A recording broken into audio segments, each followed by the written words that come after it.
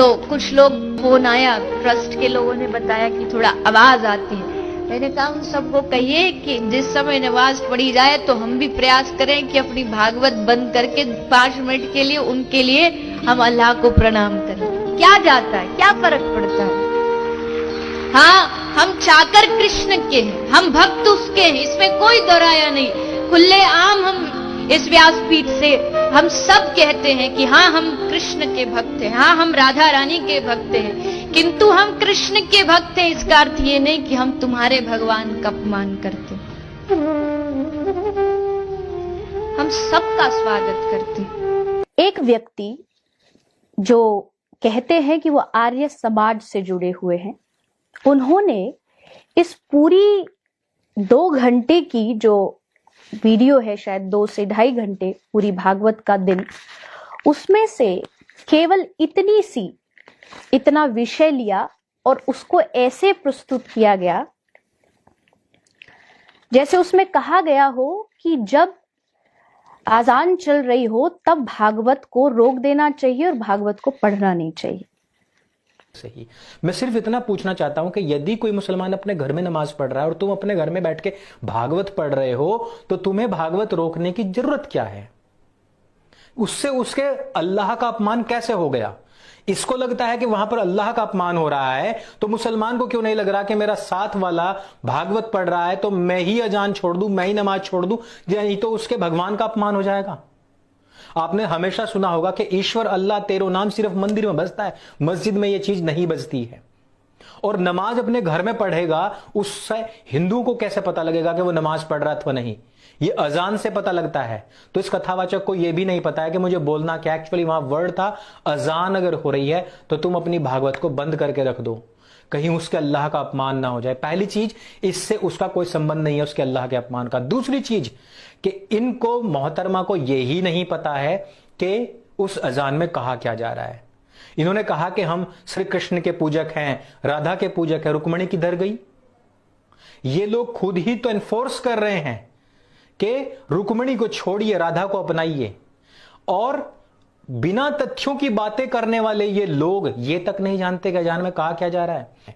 क्या कभी किसी मुसलमान को आपने देखा है इस तरीके की बातें करते हुए? नहीं देखा होगा। लेकिन मैं हजारों सैकड़ों आपको ऐसे भगवा वस्त्र को अपमान करने वाले लोगों को दिखा दूंगा। ये श्री कृष्ण के विषय में कह रही है। क्या ये इस बात को भूल गई है कि आज भी जहां पर श्री कृष्ण का जन्म हुआ था उसके ऊपर मस्जिद बनी हुई है? और अगर इनको इतनी सूझ रही है तो ये जरा जाएं और करवाएं भाईचारे से उसका थोड़ा फैसला और निकलवाएं उस जेल को, वहां से मस्जिद के नीचे से निकलवाएं जेल को। असली मंदिर नहीं है जिसमें आप माथा फोड़ने जाते हो अपना। मैं बात कहता हूं, कड़वी लगती है, लेकिन तुम एक गलत स्थान पर मत्था टेक करके आते हो यह सोच करके कि यहां पर श्री कृष्ण का जन्म हुआ था। अरे आस्था ही है तो ढंग से तो कर लो वो आस्था। अपने जीने मरने के लिए इतने बड़े तुम भिखारी बन चुके हो कि अपनी आस्था तक नहीं बचा सकते, और ऊपर से ऐसे ऐसे लोग व्यासपीठ बैठा रखे हैं जो खुद उन्हीं को ही बदनाम कर रहे हैं। अगर भगवान कहीं हैं तो वो भी सोचते होंगे कि यार मतलब मुझे वहां से मुक्त, मेरे स्थान को मुक्त कराने से तो गए, वहां पे और ऐसे लोग बैठा दिए हैं जो मेरे स्थान को हर करके बैठने वाले और उसको अपवित्र करने वाले, तोड़ फोड़ करने वाले लोगों का ही महिमा मंडन कर रहे हैं। और अगर आप उस व्यक्ति की वीडियो को जाके देखेंगे तो जिस अभद्रता से उसने भागवत का अपमान किया है, उसने कहा कि भागवत नाम की कोई चीज हमारे धर्म में होती ही नहीं, और साथ साथ कहा कि ये सारे वक्ता जो राधे राधे राधे गाते, ये राधा थी कौन? कृष्ण की प्रेमिका के अलावा ये क्या थी? कृष्ण की पत्नी तो रुक्मणी थी। यहां तक भी उसके विचार नहीं रुके और आगे उसने कहा कि ये क्या मथुरा में जन्मभूमि पर जाकर के अपना माथा फोड़ते हो, वो हिंदुओं का स्थान नहीं है। ये सारी बातें उसकी वीडियो में आप जाके देख सकते हैं। पहली बात,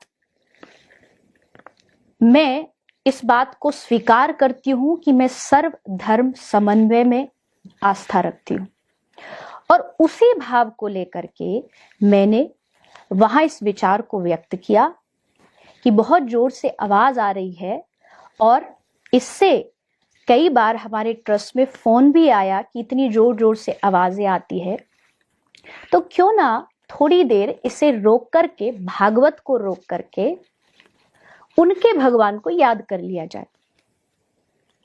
अल्लाह बाकायदा मुसलमानों को खबरदार करते हैं कि ये जो काफिर लोग हैं, ये फसादी लोग हैं। ये मोहतरमा जो बैठी हुई आज यहां पर बैठ करके इस्लाम के पक्ष में भाषणबाजी कर रही हैं, ये खुद हैं, ये खुद एक काफिर हैं। लिखा कहां है? खबरदार हो जाओ, बेशक यही लोग फसादी हैं लेकिन समझते नहीं हैं। कहां लिखा है? सूरह अल बकरा आयत संख्या 12 में लिखा है। अब देखो, इस्लाम को नहीं मानने वाले का मतलब इस्लाम वालों की नजर में फसादी होना होता है। कैसे? पूरी तरीके से जितनी भी आयतें हैं उन सब की क्रोनोलॉजी को आप समझिए। अब ये केवल दूसरा अध्याय की बात हमने की है। अब चलते हैं तीसरे अध्याय की तरफ, जिधर अल्लाह गैर मुसलमानों से दोस्ती तक करने के लिए मना कर रहा है। मोमिनों को चाहिए कि ईमान वालों के विरुद्ध काफिरों को अपना सहायक या मित्र ना बनाए, और जो ऐसा करेगा उसका अल्लाह से कोई संबंध नहीं है। परंतु उनसे बचने के लिए, अर्थात संधि मित्र बना सकते हैं उनसे बचने के लिए। अगर काफिर के चंगुल में फंस जाओ तो उनको बचने के लिए उनसे एक संधि मित्र, छोटी सी दोस्ती कर लो। और अल्लाह तुम्हें स्वयं अपने से डरा रहा है, अल्लाह ही की ओर तुम्हें जाना है। कहां लिखा है? सूरह अल इमरान आयत संख्या 28। और ये यहां बैठ करके व्यासपीठ पे क्या कह रही हैं? ये इस्लाम का प्रचार कर रही हैं। इस वीडियो के सामने आने के बाद सवाल तो बनता ही है